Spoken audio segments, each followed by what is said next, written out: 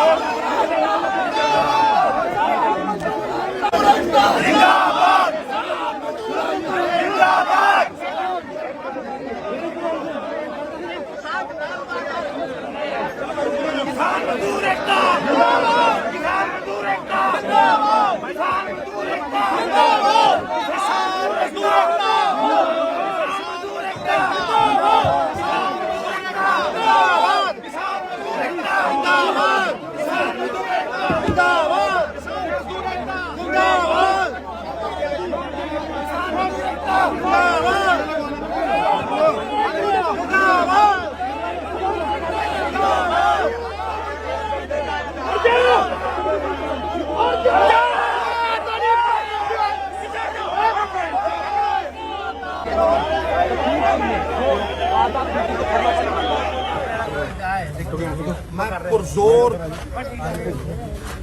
विरोध करता हूं। क्या इस बना पे अरेस्ट किया है कि जिन्होंने बेरहमी से किसान भाइयों का कत्ल किया उनकी अरेस्ट की मांग की, इसलिए अरेस्ट किया है? यह मेरा मौलिक अधिकार है कि मैं किसान भाइयों के हक की आवाज, सच की आवाज बुलंद करूं।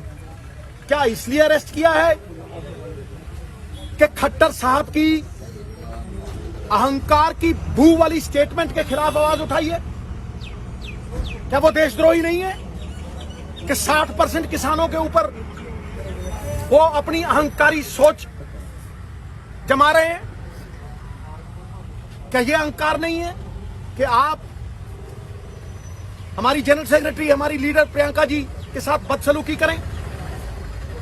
क्या इस चीज का विरोध करना कानून के खिलाफ है? इनकलाब जिंदाबाद, इनकलाब जिंदाबाद, इनकलाब जिंदाबाद, इनकलाब जिंदाबाद।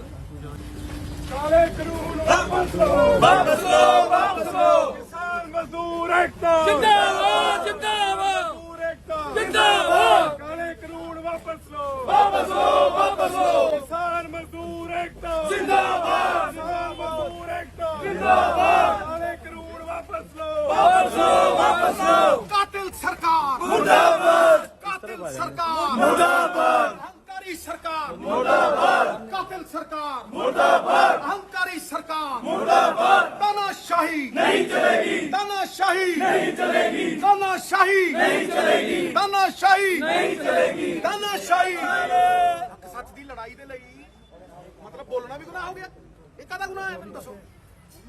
इस करके ਕਿਉਂਕਿ ਇਹ ਮੈਸੇਜ ਹੈ ਕਿ ਅਸੀਂ ਚੱਟਾਨ ਵਾਂਗ ਇਸ ਜ਼ੁਲਮ ਦੇ ਖਿਲਾਫ ਖੜੇ ਹਾਂ। ਅਸੀਂ ਮੰਗ ਕਰਦੇ ਹਾਂ ਕਿ ਉਹਨਾਂ ਦੀ ਅਰੈਸਟ ਹੋਵੇ। ਜਿਹੜੇ ਪੰਜਾਬ ਦੇ ਹਾਲਾਤ ਖਰਾਬ ਕਰਨਾ ਚਾਹੁੰਦੇ ਉਹਨਾਂ ਦੇ ਮਨਸੂਬੇ ਪੂਰੀ ਤਰ੍ਹਾਂ ਸਕਸੈਸਫੁਲ ਨਹੀਂ ਹੋਣ ਦੇਣੇ, ਪਰਦਾਫਾਸ਼ ਕਰਨਾ ਉਹਨਾਂ ਦਾ। ਸਾਡੀ ਜਨਰਲ ਸੈਕਟਰੀ ਦਾ ਕਿਸ ਤਰੀਕੇ ਨਾਲ ਬਦਸਲੂਕੀ ਦੇ ਨਾਲ ਇਹਨਾਂ ਨੇ ਬਿਹੇਵੀਅਰ ਕੀਤਾ, ਅਪਮਾਨਿਤ ਕੀਤਾ ਇਹਨਾਂ ਨੇ ਹਿੰਦੁਸਤਾਨ ਦੀ ਹਰ ਨੇਕ ਔਰਤ ਨੂੰ। ਹੈ ਤੇ ਕੀ ਗੁਨਾਹ ਹੈ? ਗੁੰਡਾਗਰਦੀ ਨਹੀਂ ਚਲੇਗੀ, ਨਹੀਂ ਚਲੇਗੀ। ਕਿਹੜਾ ਗੁਨਾਹ ਹੈ ਕਿ ਜਾ ਕੇ ਗਵਰਨਰ ਦੇ ਘਰ ਦੇ ਬਾਹਰ ਬੈਠਣਾ ਗੁਨਾਹ ਹੈ? ਮੇਰਾ ਮੌਲਿਕ ਅਧਿਕਾਰ ਹੈ, ਮੇਰਾ ਫੰਡਾਮੈਂਟਲ ਰਾਈਟ ਹੈ। ਹੈ ਲੋਕਤੰਤਰ ਨੂੰ ਡੰਡਾ ਤੰਤਰ ਬਣਾ ਦਿਓਗੇ, ਗੁੰਡਾ ਤੰਤਰ ਬਣਾ ਦਿਓਗੇ, ਭੈ ਤੰਤਰ ਬਣਾ ਦਿਓਗੇ? ਕੀ ਮਜ਼ਾਕ ਹੈ ਇਹ ਸੱਤਿਆਗ੍ਰਹਿ ਜਾਰੀ ਰਹੇਗਾ ਔਰ ਜਦ ਤੱਕ ਧਮਨੀਆਂ 'ਚ ਲਹੂ ਰਹੇਗਾ ਕਾਲੇ ਕਾਨੂੰਨ ਪੰਜਾਬ 'ਚ ਲਾਗੂ ਨਹੀਂ ਹੋਣ ਦਿੰਦੇ। ਬੋਲੇ ਸੋ ਨਿਹਾਲ, ਸਤਿ ਸ੍ਰੀ ਅਕਾਲ। ਗੁਰੂ ਗੋਬਿੰਦ ਸਿੰਘ ਦੇ ਸੱਚੇ ਸਿੱਖਾਂ ਨਾ ਜ਼ੁਲਮ ਕਰਾਂਗੇ ਤੇ ਫਿਰ ਨਾ ਹੀ ਜ਼ੁਲਮ ਸਹਾਂਗੇ। ਬੋਲੇ ਸੋ ਨਿਹਾਲ, ਸਤਿ ਸ੍ਰੀ ਅਕਾਲ। ਬੋਲੇ ਸੋ ਨਿਹਾਲ, ਸਤਿ ਸ੍ਰੀ ਅਕਾਲ। ਬੋਲੇ ਸੋ ਨਿਹਾਲ, ਸਤਿ ਸ੍ਰੀ ਅਕਾਲ। शहीद आजम भगत सिंह तेरी सोच पे पहरा देंगे ठोके, प्रण करते हैं आजादी की शाम नहीं होने देंगे, वीरों की समाधियों को बदनाम नहीं होने देंगे, जब तक तन में गर्म लहू की एक बूंद भी बाकी है पंजाब की सरजमीन को नीलाम नहीं होने देंगे। नीलाम